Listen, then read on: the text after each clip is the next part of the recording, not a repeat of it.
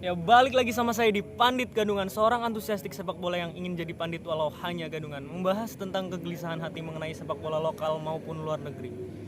Kurang ke depan dulu.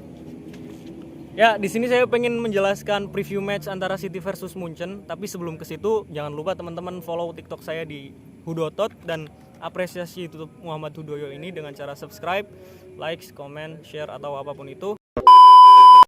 Yang pertama mungkin secara taktis ya, dari sisi Manchester City dulu. Seperti biasa kita pakai fluid formation, formasi yang mencair. Biasanya kita pakai formasi 3-2-4-1 atau 3-5-2-1. Pokoknya 3 back, 1 inverted fullback atau 4-3-3. Intinya kita itu pakai fluid formation yang mencair.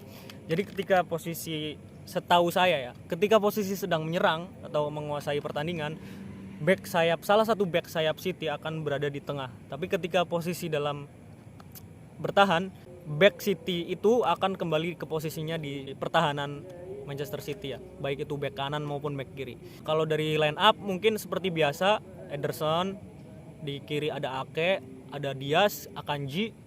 Inverted fullbacknya itu John Stones yang nemenin si Rodri. Di tengah itu ada De Bruyne, Gundogan.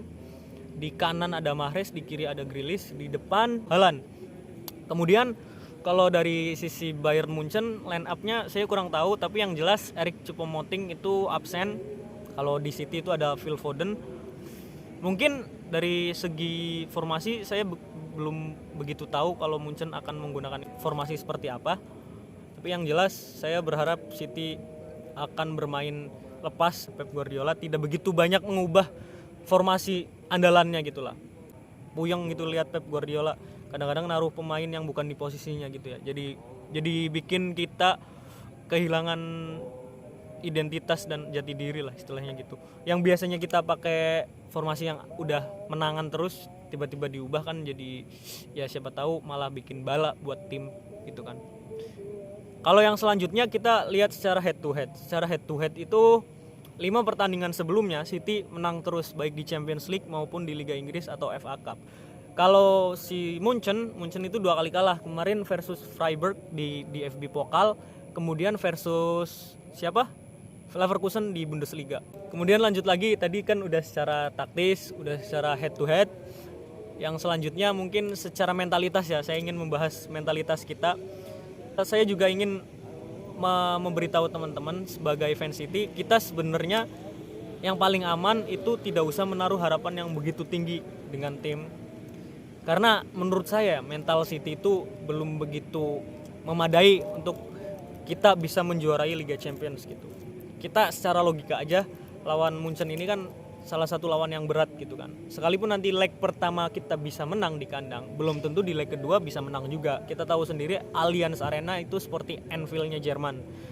Pendukungnya Munchen di kandangnya Munchen kan sangat fanatik juga ya, dan bisa mengganggu lawan-lawannya. Kemudian sekalipun kita 2 kali leg menang dan lolos nih, kita kan bakal ketemu Chelsea atau Madrid.